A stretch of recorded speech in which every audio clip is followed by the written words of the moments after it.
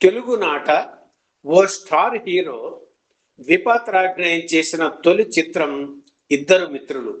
ఎప్పటికప్పుడు నట సామ్రాట్ అక్కినేని నాగేశ్వరరావును విభిన్నంగా చూపించాలని తప్పించిన అన్నపూర్ణ పిక్చర్స్ అధినేత దుక్కిపాటి మధుసూదనరావు బెంగాల్ చిత్రం థా షేర్ ఘర్ ఆధారంగా ఇద్దరు మిత్రులు సినిమా తీశారు.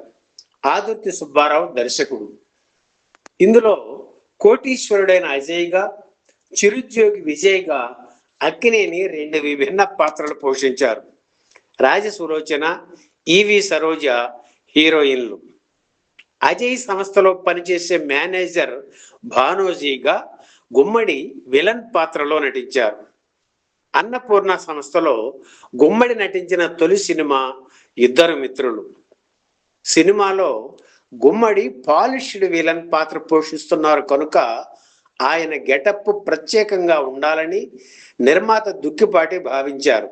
అందుకే కాస్ట్యూమ్స్, టోపీ అన్ని బొంబాయి నుంచి తెప్పించారు.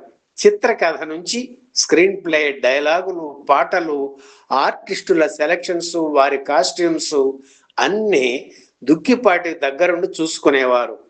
సినిమాలో ఫలానా పాత్రకు ఫలానా డ్రెస్ ఉండాలంటే అది ఉండి తీరాల్సిందే. అలాగే రచయిత రాసిన డైలాగులు సెట్లో మార్చడానికి దుక్కిపాటి అంగీకరించేవారు కాదు.